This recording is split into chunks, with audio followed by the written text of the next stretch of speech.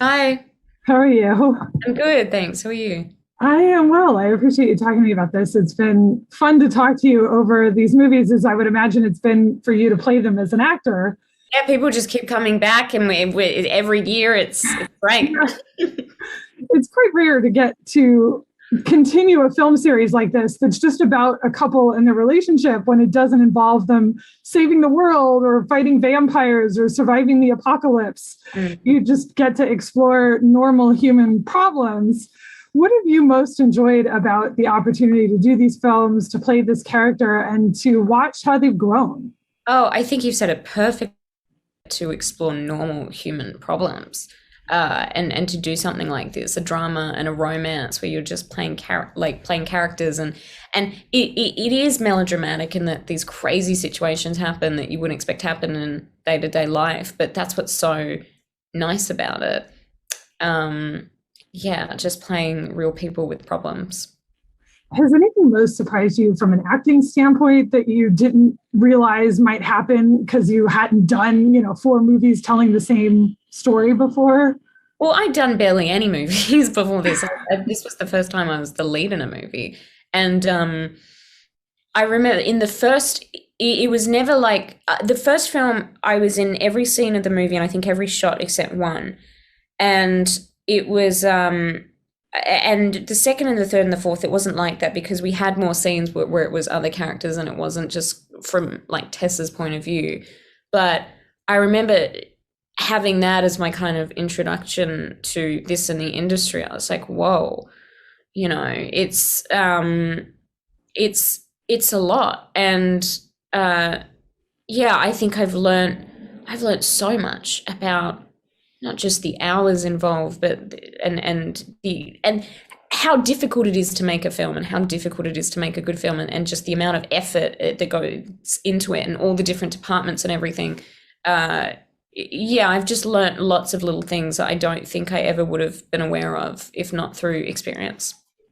What was it like to finish the last scene on the last day, knowing that that would be it for these characters? Have you officially said goodbye to this character yet, or does it not feel like you're there yet since the fourth film still won't be coming out for a bit? It kind of doesn't feel like it's over, and I think that's probably, you're right, it's because the fourth film hasn't come out. I think once it does, I'll feel more done. Like we haven't even done ADR for the fourth film, so it's not finished yet. But I do feel like their journey is done, at least as far as I'm aware. How did your first day on the first film compare to your last day on the last film? Do you feel very different personally now? I feel very similar in a lot of ways. Uh, I think the differences are probably just, well, I'm older. I'm not living in the same place. I know things that I didn't know 2 years ago. Uh, but I, I really don't feel that different. I don't know if there's something wrong with me, but I think you're okay.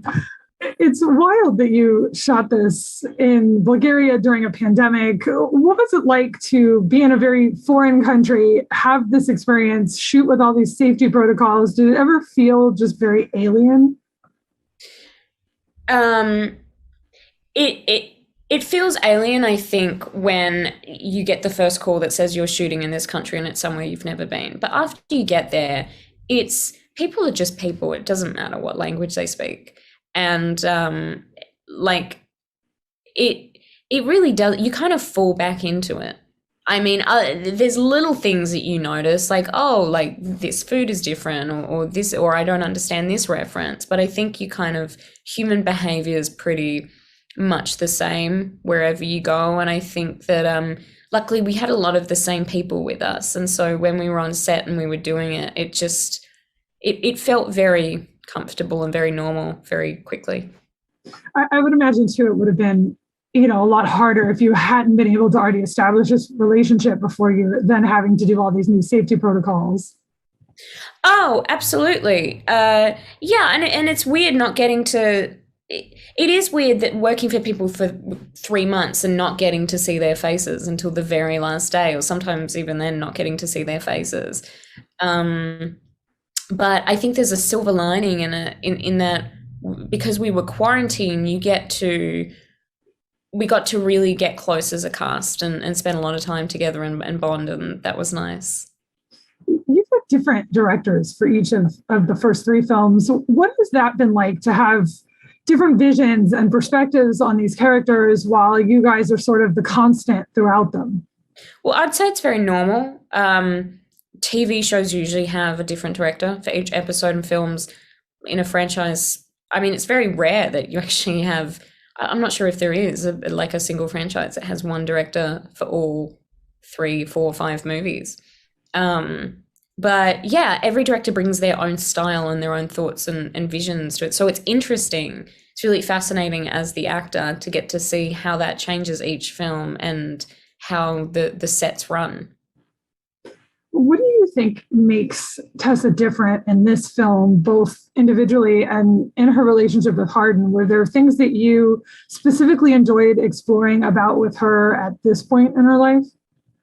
I like that she's older in these movies because she's a slightly different character. You're not playing a girl who's going into high school, not high school, sorry, who's coming out of high school and he's going straight into college. You get to play someone a little bit older, and that's nice because there's just, I don't know, it's more similar, I guess, to where you're at in life.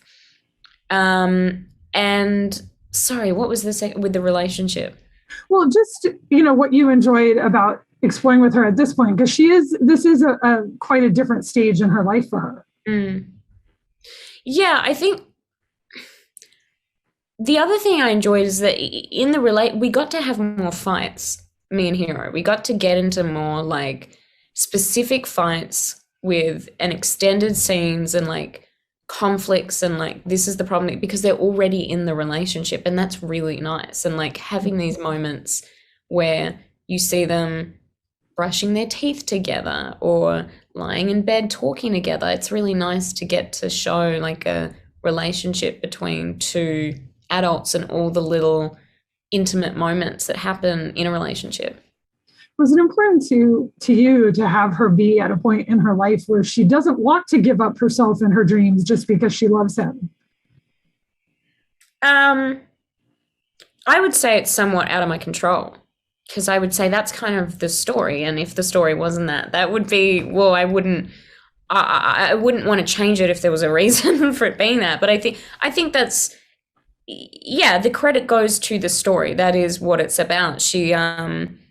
She's balancing, she has to ask herself this really hard question of what do I want to value, or what do I value more, and can I make these two things work, a relationship and love, or a career? And I think that she is the one who chooses career, or to at least try to make it work. Do you feel like you and Hero have been on the same page when it comes to your characters and their relationship, and when their feelings and reactions are justified and when they're not? Do you ever disagree about the reasons behind their behavior? Well, we don't talk about that because I guess our jobs it's my job to understand why Tessa is doing something she's doing and why it's completely justified.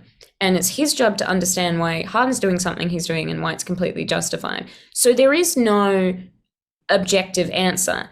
And if we were to talk about it and try to like objectively discuss, well, who's right in this argument, it would make it harder for us to do this. We have to each believe that we're coming from the correct place.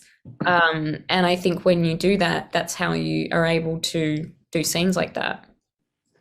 One of the things that struck me watching the scene that you guys have together that involves the ice cube, how long do you have to do something like that? Is it a real ice cube? Like, what are the challenges of having to deal with something like that in a scene?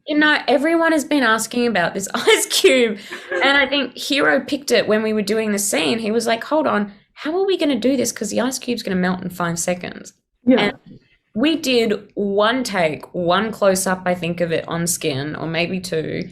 And then that's it. The ice cube was not there for the rest of the scene. there was nothing in his hand. If there was, it was probably glass or plastic. I think it's just movie magic. I think for me, I've had my skin burned with an ice cube, so it's like, how do you get through that? Yeah, so it's good to hear. I'm not gonna lie, when we did this one take, and she's meant to look like she's enjoying it, and it's freezing. Yeah, I did struggle not to scream. which I can completely understand. I actually really love the friendship that's developed between Tessa and Kimberly. What have you enjoyed about exploring that when it seems like really the most genuine friendship she has is somebody who doesn't really want or expect anything from her? Yeah, it's interesting because it's a really wonderful friendship that Tessa has with Kimberly, but she's obviously older. She's an older, and I love that sometimes that can happen in life. And like I have a lot of older female friends. And as opposed to people, I think, around my age. And I think it's nice because she's a friend, but she's also older. So she has this mature perspective, which I think is really helpful for Tessa in her life, and especially with the stuff she's dealing with Harden. But it's not just one way. It's not like a mother-daughter relationship, because Tessa then helps her when she's having to deal with stuff with fans. It's a mutual relationship. And Ariel's so great, and it was just wonderful getting to do scenes with her. Yeah, it's been so interesting to watch because it's such a beautiful bond that forms between them. Mm-hmm. And obviously it's not like the main relationship of the story, but it's nice to see this relationship that just kind of naturally forms. Yeah. Obviously, this film is left on a cliffhanger. There's a shocking moment at the end of it, and we know that we're getting a fourth film. So is there anything you would tease fans for the fourth film? Any kind of hope you would give them for fans that will be watching this and screaming that it ends where it does? Honestly, I have a feeling that fans of these movies have read the books, and if they haven't, they will go straight home and read the books. I remember when I was watching Harry Potter or The Hunger Games or something, I hadn't read Harry Potter. I went home and I read the final book, because I just had to know what happened after I saw like the sixth movie. And so the good news is they can find out the answer, but they also don't have to, because the movie will be out very soon, I think next year. Is it fun to get to have those kind of cliffhangers? Because movies like this don't usually have big cliffhanger moments like that, because they don't know if they'll get to come back and finish telling the story. Usually you don't want to leave people in a place like that. So is it fun to get to play with the audience in that way? Oh, we're very sadistic. We love torturing them, apparently. Yeah, it's a lot of fun getting to kind of just always leave them on a cliffhanger, and they're never going to know, and they just have to wait another year. But I do feel bad. I do feel bad for these fans, because I know what it's like when you're watching something and it ends at that moment right when you want to know what happens next. What's been the most surprising thing about this fan base that has developed, that you have, I'm sure, heard from a lot with these movies? What has that been like to experience? The most surprising thing is probably the positivity, the love. Like, I'm constantly in awe, and I'm waiting for the day where it's like, where it's just like recast Josephine. But and they're just so supportive, and it doesn't and I think that's what I like about fandom, and that's what I think is great about being a fan of something and being passionate. It's like just the positivity and the support, and I think it's been so overwhelmingly wonderful. Well, I appreciate you talking to me about the film and about the character. Like I said, it's been fun to sort of go on this journey and watch you guys through it. So I appreciate you talking to me about it. Thank you. Yeah, well, I'm sure we'll talk to you next year. Yeah, thank you so much. Thanks.